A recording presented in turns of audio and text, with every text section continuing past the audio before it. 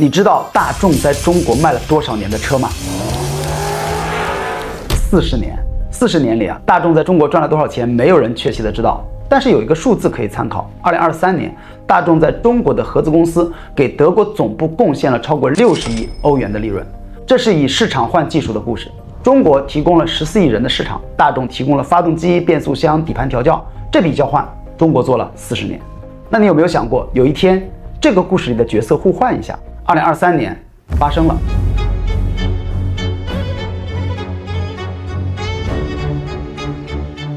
领跑，一家成立不到10年，当时还在亏损的中国电动车公司，让世界上体量最大的汽车集团之一心甘情愿地掏出了15亿欧元，然后把自己在全球130多个国家积累了几十年的销售渠道贡献出来，帮这家中国公司卖车。角色真的换过来了。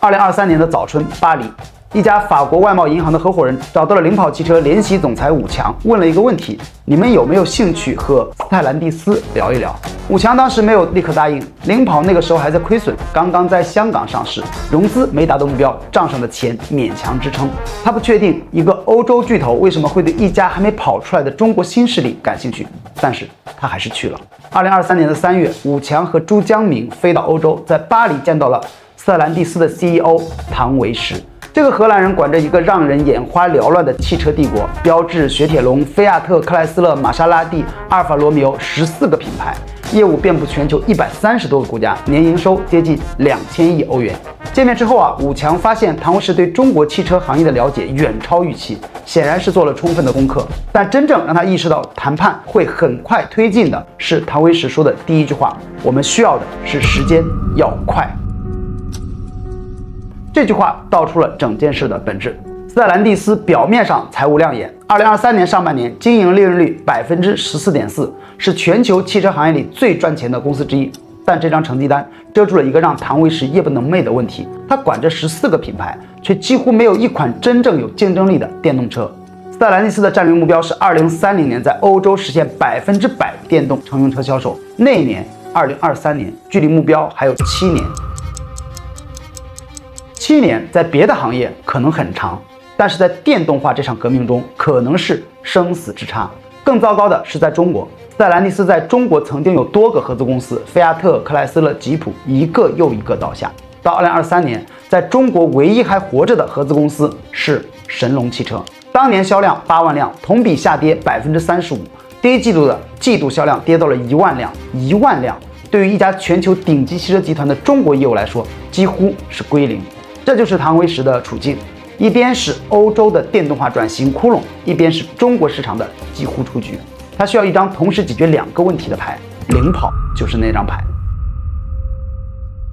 但唐维时选择领跑不只是因为领跑够便宜，他试驾了领跑的车，仔细研究了领跑的技术架构。他在签约之后说过一句话：领跑和斯特兰蒂斯一样，有着类似的技术先导理念和创业心态。他让我看到了一个新能源的完整解决方案，不是某一个零件，是一个完整的系统。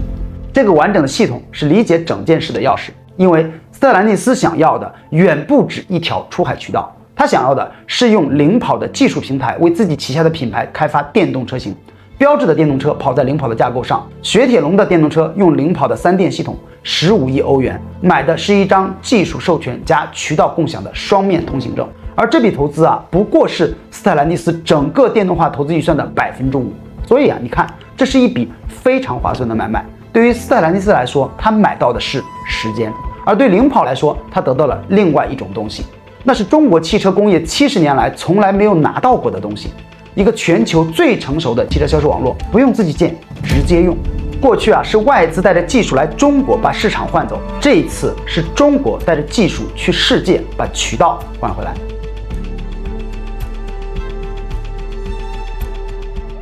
要理解为什么是领跑而不是别家，要先理解朱江明这个人。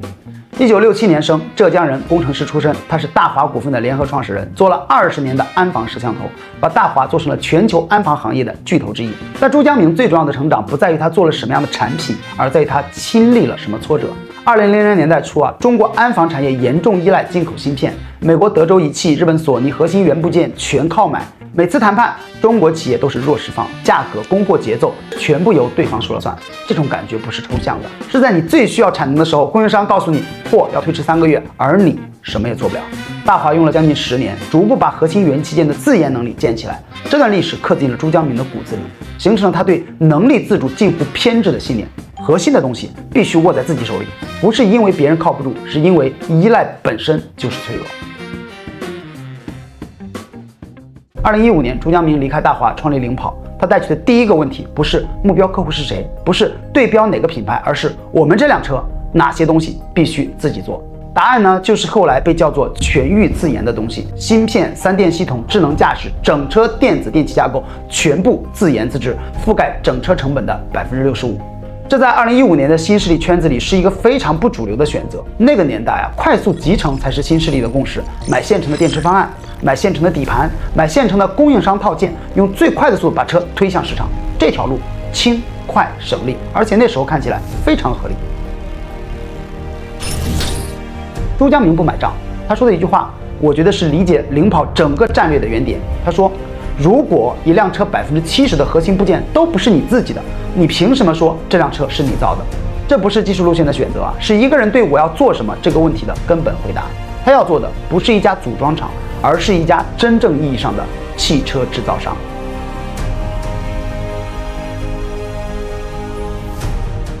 领跑最广为人知的标签是极致性价比啊，这个标签有时候会让人产生误解，以为领跑的打法是低价换市场，牺牲利润，用价格打穿市场，然后扛到规模起来。这个理解有非常大的迷惑性，更准确的说，只说对了一半。领跑啊，确实在价格上有竞争力。C11这款中型 SUV 起售价曾经低至14.98万，而同级别配置的竞争对手都要卖到20万以上，这个价差是真实存在的。但这个价差不是靠亏本卖换来的，是成本优势转化出来的。领跑副总裁算过一笔账，相比对外采购零部件，自研自制模式能带来约10%的成本优势。听起来不多，但在利润率极薄的汽车行业，10%那就是生死线。更关键的是另外一个数字，领跑 C 系列的3款 SUV 零部件的通用化率达到了88%，88%意味着什么？意味着你开发第2款车的时候，有88%的零部件根本不需要重新设计，不需要重新开模，不需要重新验证，研发成本大幅摊薄，迭代速度大幅提升。这2个优势叠加，形成了一个飞轮：自研自制降低单件成本，平台通用化率降低开发成本，价格可以更有竞争力，销量上规模，规模效应进一步压低成本，价格可以更有竞争力。一旦这个飞轮转起来，竞争对手就会很难追啊，因为他们的成本结构是固定的，供应商的利润在那里，外采的溢价在那里，每一个零件都要重新开模。华为也做全站技术，但是它是把技术赋能给合作伙伴，自己不造车，商业模式完全不同。小米更多靠品牌势能和供应链整合，技术自研的深度与领跑不在同一个维度。比亚迪是真正在同一条路上跑的人，而且跑得更早，跑得更大。领跑能做的，比亚迪早就做了，而且规模是领跑的10几倍。所以有人如果问全域自研是领跑成功的唯一原因吗？答案当然是否定的。准确的答案是，全域自研是一个底座，它让领跑在大众市场这个定位里拥有了别人很难复制的成本飞轮。没有这个底座啊，低价就是烧钱；有了这个底座，低价就是能力在市场上的自然呈现。朱江明没有说我要做最便宜的车，他说的是我要做配置超越这个价位应有水平的车。这2句话表面上接近，本质上是2种完全不同的信念，一种是用价格定义价值，而另一种是用能力定义价格。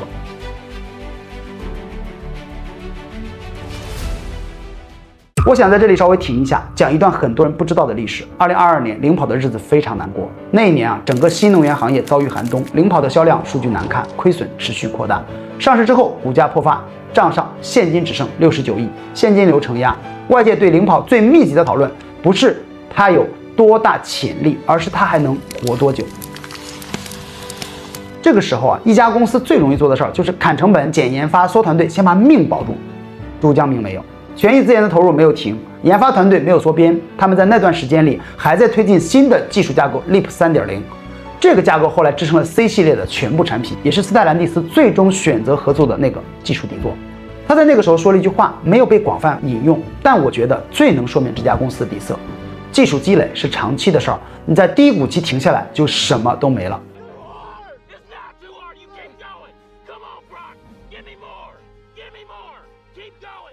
这句话说起来很容易啊，在股价破发、账面上钱不多、外界都在质疑你能不能活下去的时候说出来，需要的是一种真实的、被深层信念支撑的镇定。后来的事儿，很多人知道了。2023年，领跑的销量开始爬升，第一次实现毛利率转正。2024年连续翻倍，那段时间种下的技术开始结出了果实。但我想说的不只是结果，我想说的是，一家公司的选择，在没有人看见也没有人鼓掌的时刻，才是它真实价值观最诚实的体现。领跑在最艰难的时候选择了继续相信技术的长期价值，这个选择后来变成了它最难被复制的东西。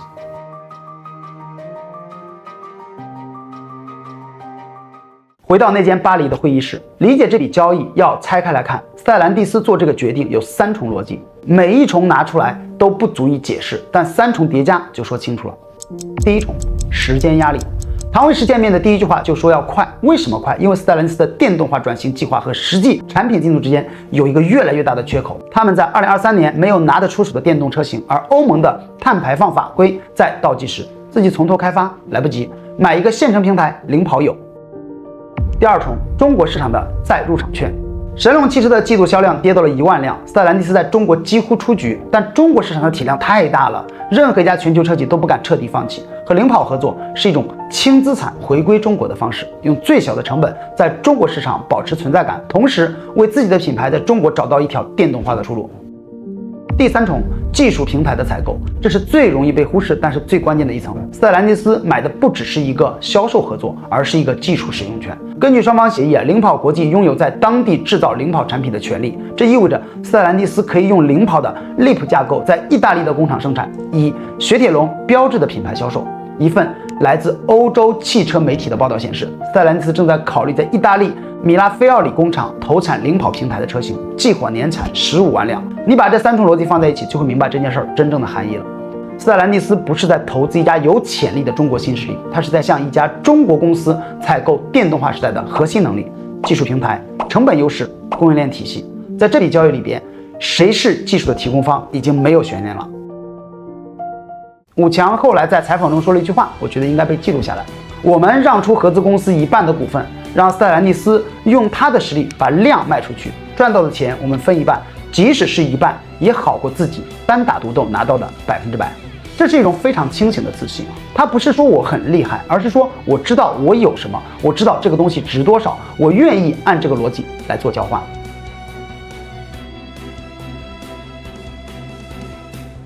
现在来看啊，领跑这家公司今天站在哪里？2025年领跑全年累计交付59.66万辆，同比增长103%，登顶中国造车新势力年度销量榜首。全年有8个月蝉联造车新势力月度冠军，营收647亿元，净利润5.4亿元，毛利率14.5%，全年实现盈利。这是中国新势力里极少数真正跑通的公司之一。这个盈利的结构比盈利这个结果本身更有意义。大多数车企的盈利路径是销量做大，摊薄固定成本，利润出来。这条路有一个前提，你的成本结构是可以被规模摊薄的。很多新势力的成本里有大量是付给供应商的，规模大了，你的成本不会降太多，因为供应商要赚的利润是固定的。领跑的成本里65%是自己的，规模越大，这部分的单件成本下降越快，因为研发成本已经摊进去了，量越大，每辆车分摊的就越少。这就是为什么领跑能在2025年实现盈利的同时，毛利率做到了14.5%。这个数字在整个新能源行业里属于中等偏上，行业的平均毛利率只有12%，而领跑的产品定价普遍低于同配置竞品。所以你看，盈利不是靠卖贵，是靠做便宜做到别人做不到的地方。海外的数字同样有说服力。2025年海外销量6.7万辆，覆盖35个国家，在德国、意大利等核心市场跻身中国新能源品牌前3。同一年啊，中国一汽以37亿元战略入股领跑，获得5%的股权。斯泰兰蒂斯代表了全球最成熟的汽车渠道体系，中国一汽代表中国最深厚的制造积累。2家巨头都在向一家成立10年的公司靠拢，这不是运气。行动家咨询的中国企业文化自信系列到领跑已经是第3篇了。第1篇质朴是在 AI 技术路线上的自信，相信自己对方向的判断，而不是跟着别人跑。第2篇胖东来是在商业价值观上的自信，相信真诚对待人是可以持续的生意。第3篇领跑是在制造能力上的自信，相信把核心技术掌握在自己手里是在电动化时代立足的根本。写完这3篇，我发现他们之间有一个共同的线索，不在于行业，不在于规模，而在于一件事儿，他们都是从内部生长出来的自信，而不是从外部认可里借来的。朱江明从来没有说过我要做一个让外国人刮目相看的中国品牌，他说的是我要做一辆我自己认为是真正好车的车。这2句话的差别比听起来要大得多。前一句的标准在别人手里，你要不断证明，不断等待认可；后一句的标准在自己手里，你只需要不断的做，做到你认为对的样子。这种自信呢，有一个很明显的特征，他不害怕被质疑，因为他的根基不是别人怎么看，而是自己做了什么。2022年，外界质疑领跑能不能活下去，朱江明没有花时间辩解，继续投研发。2023年签约的消息发出来，有分析师说领跑出让了海外控制权，前途堪忧。领跑却认为赚到的钱我们分一半，好过单打独斗的100%。2025年59万辆，盈利月销冠军，年度冠军。数字会说话，不需要别人来背书。这就是文化自信最扎实的样子，不是旗帜，不是口号，不是颁奖典礼上的发言，是一家公司10年里做的每一个选择，最终叠加成的一个结果。你不需要向任何人证明自己，因为证明早就在那里了。朱江明在2025年品牌战略发布会上公开说，希望用下一个10年把领跑做成年销400万辆的世界级企业。我不知道这个目标能不能真的实现，但我知道一个10年前在别人都不行的时候还在死撑技术积累的人是有资格说出这句话的。路就是这样开出来的。